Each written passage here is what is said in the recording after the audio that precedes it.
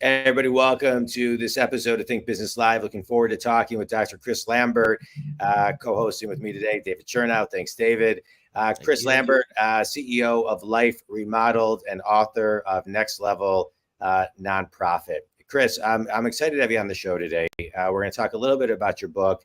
We're going to talk a little bit about you, but I want to dive in initially because and into your story a little bit. So yep. You pursued a degree in marketing at Indiana University. My son is doing the same. He's a junior.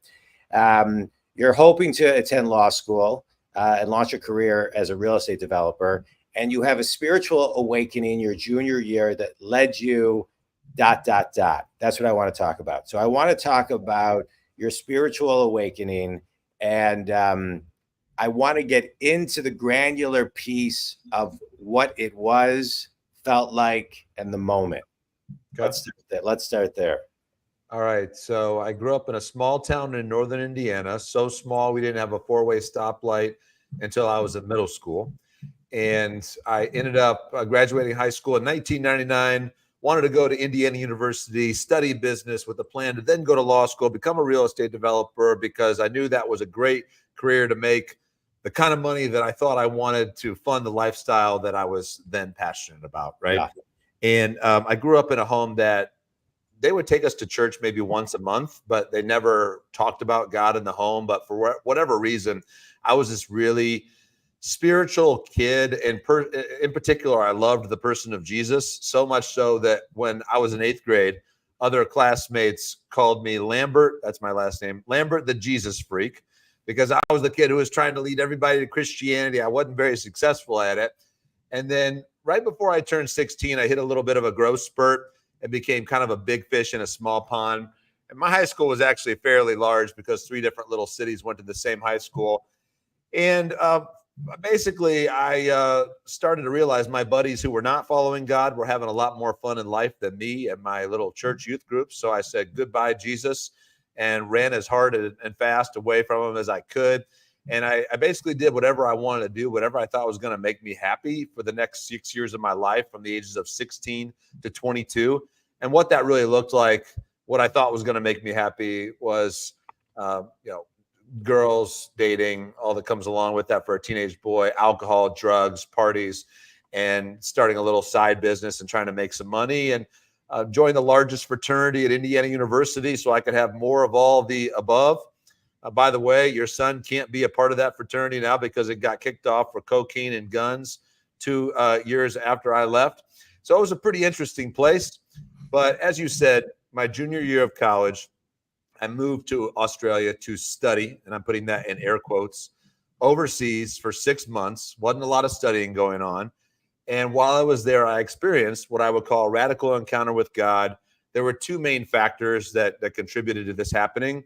One was I did some travel in Southeast Asia, the Pacific Rim, and of course, Australia. And I began to realize the world was a very big place. It did not revolve around me and my 22-year-old ego, which was a very important lesson for me at that time. But I also became close friends with a couple guys over there who happened to be what I would call Jesus followers. You know, I don't call myself a Christian. I don't use that term. I'm a Jesus follower. But anyway, they were pretty fun guys. They could go out to a bar, have a few drinks, and go home. And meanwhile, I'd stay out doing all the things they weren't doing. And they eventually kept trying to pressure me to come with them to their church service. And I say pressure, but they really did it in a nice way, a convincing way. And I kept telling them no, I had no interest whatsoever, but they wouldn't stop. I ended up going. I went to this little Anglican church, I remember, where the pastor wore skateboarding shoes and skateboarding shorts. And the service was okay. I went back a second time. I went back a third time. The third time I went, this guy gets on the stage. He tells this story that in many ways outlined my life story very closely. And as he was wrapping it up, I experienced hearing God speak to me for the first time in my life. And it was not an audible voice, but it was more clear than anything I'd ever heard another human being say. And so I'll just kind of pause there and ask you, what do you want to know? Well, when you say it wasn't audible, did you sense it, feel it? What was it? You know, it's one of those scenarios that like you don't know until you know, and you can't truly put it into words, and all analogies are going to be limited. And I'll just go with, it really was clearer than anything I'd ever heard a person say. And it wasn't on any drugs or alcohol this particular moment. But I would say if there was ever a time in my life where I became spiritually sober, it was then when I heard this message. And I'll tell you what I heard him say to me. Now, this is going to sound very strange to many of our listeners, maybe all of them. Um, what he said to me was, I was like lukewarm water. I wasn't hot or cold, and he was about to spit me out of his mouth. Now, some of our listeners will know that actually comes from the last book in the New Testament, in the book of Revelation. It was a cultural analogy of a message God gave a real church 2,000 years ago. That was not something the pastor said that day or that we read in the Bible, but I know I read that at some point when I was a kid. What that message did for me is, like I said a minute ago, it spiritually sobered me. And I saw this highlight reel of my life, or what I would actually call a low light reel of the last 6 years of my life. And it was almost just like this visual passed before my eyes of all the things that I thought that I wanted, that I got. And I realized God let me do everything that I wanted to do. He didn't get in my way. He didn't mess up my plans. He didn't send me to jail. And I should have been there for drunk driving or drug use, or I even dealt drugs for a very, very, very short period of time. I wasn't a very good drug dealer. And then I realized at no point during those last 6 years had I ever been as happy or as satisfied as I was when I was Lambert, the Jesus freak. And it just became ultimately clear to me, like, dude, that was the point. That was the whole point of the last 6 years, was to find what would make you happy, right? And this did it. And so this pastor gave one of those come to the front deals, you know, like you might call it an altar call or whatever. I remember exactly what I did. I went to the front. I got down on my knees. I looked up and I said, God, from this moment forward, I'm going to stop doing whatever you want me to stop doing, and I'm going to start doing whatever you want me to start doing. So I stopped using illegal drugs and getting wasted. Okay. I still like some bourbon and some cigars, but I don't get wasted. But what started happening in my life was a lot more inspiring to me than what stopped happening. So prior to this experience, I loved my parents, my sister, my fraternity brothers. But frankly, I didn't care at all about people outside of my little bubble. I wasn't a bully, but I was just paying no attention. Immediately after this experience, and continuing on to this day, I'm now 43 years old, right? I began to be filled with this very significant curiosity about people. I would want to get to know people. Who are they? What are they passionate about? What are they maybe struggling with? Is there anything I can do to help? So then I came back to Indiana University for my senior year of college. Before I left IU, there was not a single Jesus follower or Christian in this entire fraternity of 180 guys. Before I got back, now this had nothing to do with me, my three best friends in the frat also had these radical encounters with God, plus my drug dealer, who was an atheist before I left. I got back. We get this Bible study going in the frat. We started leading dozens of guys to faith in Jesus. And it was insane. I mean, guys would come in high, drinking, smoking weed, asking questions like, did Jesus have sex with Mary Magdalene? And that was our environment, right? And I started thinking about my future, and I realized that I didn't want to go to law school anymore and become a real estate developer because I no longer had the passion for monetary gain. I just wanted to help people connect with God. So I felt like he was calling me to be a pastor, canceled law school, moved out to LA, studied at a seminary. That led to a wide set of other experiences that I've had since then. And now I'm no longer pastoring. Now I lead a nonprofit called Life Remodeled, which is very intentionally not a religious organization, but my faith is what personally drives me and motivates me.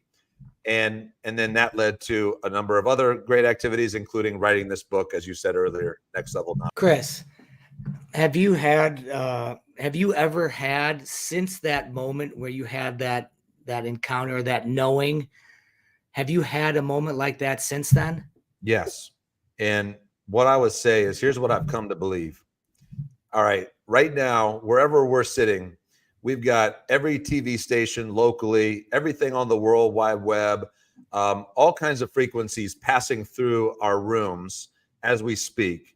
And we can only tap into those frequencies if we have the right device, the right radio, the right, radio station, or the right TV station, or the right Wi-Fi signal, or whatever. But these messages are constantly coming at us. I've come to believe that God is speaking to all of us quite frequently. And what's really the missing link is our hearts being calibrated to be in tune with what our Creator is saying. And so I've come to learn to be a lot more in tune with His voice. And I think I hear from Him fairly regularly, but not as often as I'd like to. So what are a few things that you do to get in vibrational frequency with those messages? Because as I understand it, when you match the vibrational frequency of those messages, you're a receptor. If you're not matching the vibrational frequency, then your TV's not picking up that station. So what are some things that you do to match that vibrational frequency? Well, I think the most important word is an F word, and that's faith. And I do believe in this world we find whatever we're looking for. And I don't believe in faith as a psychological crutch. If I actually believed what I believed wasn't true, I wouldn't want to believe it, right? And yet, believing that God exists and God does speak to us, I think, is 99% of the frequency calibration. And it's wanting it, right? And then I think the other major piece is being willing to do what we hear Him say. Because I don't think that just as I'm a father of 2 sons, right? And I'm a leader and I lead people. And when I find there's receptivity to what I'm sharing with my sons or my spouse, my wife, or people that I'm leading, I'm much more likely to engage regularly. And so I think it's a matter of believing, wanting to hear what God has to say, and being willing to put it into practice. And that becomes something that leads to much more frequency of hearing what He's saying. Gotcha. Wait, let's go back one second. Can we go back to that moment where you had that sort of catalytic moment and it's transformed your belief system? Sure. And so I find that transforming your belief system is a little bit deeper than changing your attitude towards things. And so how did that moment, and if it did, did that moment change your belief system of what you felt? Did it wash away some beliefs that weren't serving you anymore? And then what was the feeling of identifying new beliefs? It absolutely washed away quite a few beliefs that were not serving me well. And that was the belief that I was going to, at that time in my life, before this experience, I thought that I was going to be happiest by following what I felt and following what I thought would bring me the most happiness. And so instead of listening to the Creator and believing that what He has told us is actually going to lead to the most joy and the most happiness, I thought I was going to be better off listening to myself or my friends or to others. And so that was a fundamental shift in a belief system that led me down a path of eventually becoming far more interested in what God actually had to say. And look, I have not arrived. I never will arrive to a spiritual plateau or a spiritual pinnacle. I'm on a journey this side of eternity, and I'm growing, day by day. And there's days where I decline, and there's days where I go forward. But that was the biggest shift, is believing I don't know what's best for me. And I think a lot of times we throw out this message like, oh, follow your heart. And I got to tell you, I don't really recommend that a lot of times. My heart wants a lot of things that aren't always good for humanity or good for me. What does surrender mean? What does it mean? Yeah. Well, I began a journey at that point where I realized my story wasn't my own, that I was a part of a much bigger story, and that story would carry as much meaning as possible if I fully surrender to the author of that story, which I believe is our creator. And it's trust. It's trust that he will lead me where he wants me to go. And it's trust that even when I feel like or think like that this isn't a good idea, that it is, and I'm going to do it anyway. And sometimes I'm going to act my way into feeling rather than feel my way into acting. It is trust that even when it looks like it's not going to materialize the way that I thought it would, that something better will come out of it. It's vulnerability. It's failing, and trusting that you're forgiven when you fail. It's trusting that loving your enemies is not foolish. It's actually the most freeing way to live. Let's thanks. Yeah, no, that was great. That was great. So let's talk about how you kind of put in our last couple of minutes together. Let's talk about how you moved that frequency into your book, right? So now I always think a book is a great tool to get a message out to a lot of people who can pick up on your frequency, raise their frequency just through reading through the pages of what you're offering. So talk a little bit about your book and kind of what the reader is going to get out in the nonprofit from your book. Well, the book does briefly share my story of the spiritual encounter, very, very briefly. But spirituality is not really the theme of this book, right? The theme of this book is these are timeless, essential principles that ensure all of us as nonprofit leaders, nonprofit organizations, or really in any organization, can build the dream teams we're longing for, serve more people, and serve them far more effectively. Here's what I found as a nonprofit leader, that almost every nonprofit leader I know believes that the people they serve deserve the highest level of excellence they can possibly give them. Our challenge as nonprofit leaders is most of us are so focused on serving those outwardly that we don't invest enough time, talent, and energy on our internal systems that would actually ensure far greater impact and greater reach. As a result, we're not achieving the level of impact we know we're capable of. This book is that roadmap, that blueprint to building a incredibly dynamic team of the best and brightest people, how to do that, because who is greater than how, and becoming a team of one that's united, developing a compelling vision, right strategy, and disciplined execution to achieve results that we're not even close to achieving at this point in our organizations. Yeah. Chris, what do you think, to your point, what do people need to know that they don't know they need to know? Okay. Well, when you say people, this book is specifically people reading your book, what do they need to know that they don't need to know that they get from your book? So this book is written specifically for the nonprofit sector. Some of our listeners are very familiar with EOS or Scaling Up or Pinnacle or the 4 disciplines of execution. All of those share similar timeless principles. None of those books were written for nonprofit organizations. To my knowledge, this is the first one that synthesizes those principles in nonprofit language. And what I would ask nonprofit leaders to consider is what would your organization accomplish if you took more time to work on it, not just in it? And this book is going to provide very simple tools, but it only works if you work it. It's more like a gym than a spa, right? Next Level Nonprofit isn't going to do things to you. It's going to show you the techniques, but you got to put it into practice. There's a saying in Alcoholics Anonymous that the program works if you work it. There's nothing magical about the 12-step book sitting on your desk, or frankly, even if you read it, it won't do anything for you unless you put those practices into practice. And this book is going to break them down for you very, very simply. And it's going to help your team stay focused on the right things in the right times so that you truly can achieve these outcomes. Yeah, it's great. It's great.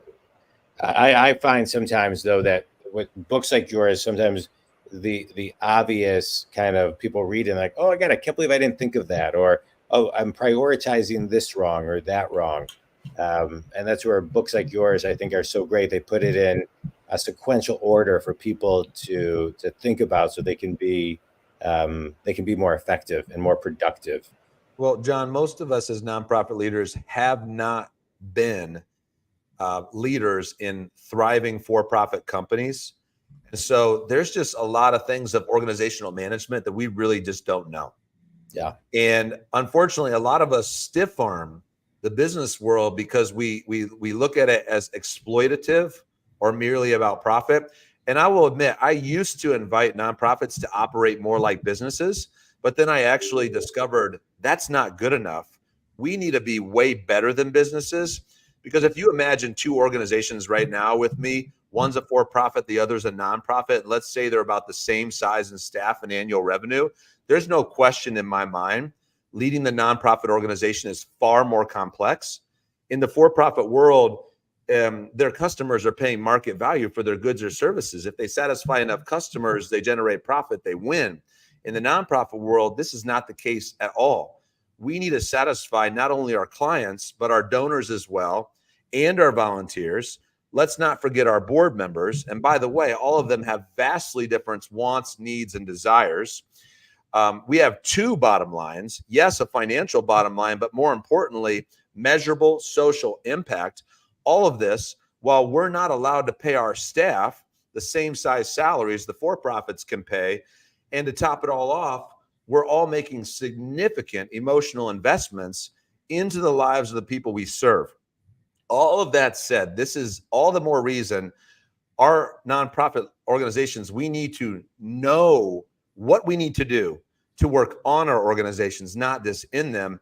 And we need it to be simple so that it's not taking up so much time that we have to, do a PhD in order to know what to do next.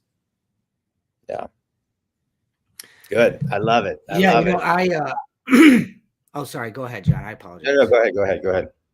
No, I listen, I run a few companies, and I just found it interesting, the perspective of a nonprofit leader as compared to, I think that a number of the things you said were right on. There's a few things that I think that being a leader or running a business in today's day and age is I don't care if it's nonprofit or profit, they're both very tough. But I really liked what you said when you said that, you have to take time to work on the organization, not always in it. And I think that that's a starting point for just about anybody who's trying to build an organization. I thought that was well put. Yeah, I agree, David. And for instance, we coach organizations in this methodology, and what that entails is 7 full-day sessions for the first year, spread throughout a year, with the executive leadership team and one of our coaches. And sometimes when I talk about that with a nonprofit, they say, "Oh my gosh, you want me to give up 7 days?" And one of the things I explain is that's going to gain you another 30 at least. At least. Right. Probably double. Yeah. Yeah, probably double. Yeah, probably double or triple. Yeah. Absolutely. Right. I mean, it's funny how sometimes people can't zoom out and see the bigger picture of that. And I always find, to your point, the more you can quantify for them, hey, you give up 7, but you actually get 30, you get 30 back, it's like, here's $10 and you get 100 back. I mean, it's so important, go ahead. Sorry. No, I was going to say, that, and I'm thinking about it, that that philosophy just doesn't work for business. It works for us as human beings.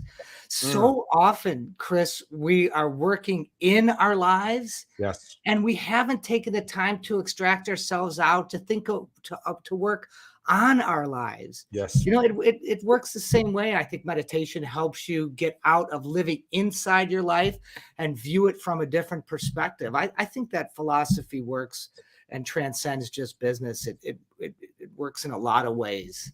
I agree. And I know this is also true in the for-profit and the nonprofit world, that the number one issue or challenge that most of us face as entrepreneurs or leaders or managers is people challenges, people issues, right? I will say I have discovered that in the nonprofit world, we put up with people challenges far more than I often see in the for-profit world, because we convince ourselves that we love people so much that let's just take Bob, for example, fictitious Bob, who I write about in my book. We could never fire Bob, even though Bob is no longer fully committed to our core values, or he doesn't demonstrate the capacity he used to, and he's not willing to change. We couldn't fire Bob. He's such a great guy. We love him, right? But if we really think about people from a holistic perspective, then we need to think about the people that we're serving. And if Bob is not operating at his highest capacity and operating in our culture, then the people we're serving aren't going to get the level of excellence they deserve. So we're letting down the people we're serving. We're letting down Bob by keeping him in a role he's not fully satisfied. And actually, we're screwing over the entire team, because A players never want to be on a team that tolerates people issues, and B players and C players and D players are what we call in the book reindeer. We say we look for reindeer, not unicorns. And we teach organizations how to do that, and how to know if you have reindeer and what to do if you don't, and how to develop them if they want to develop. This is a universal struggle in organizations across the country. And this is definitely the piece that people gravitate to the quickest when they read the book and they say, oh my gosh, yes, I see clearly now we've got major people issues. What do we do about it? And we help them. Yeah.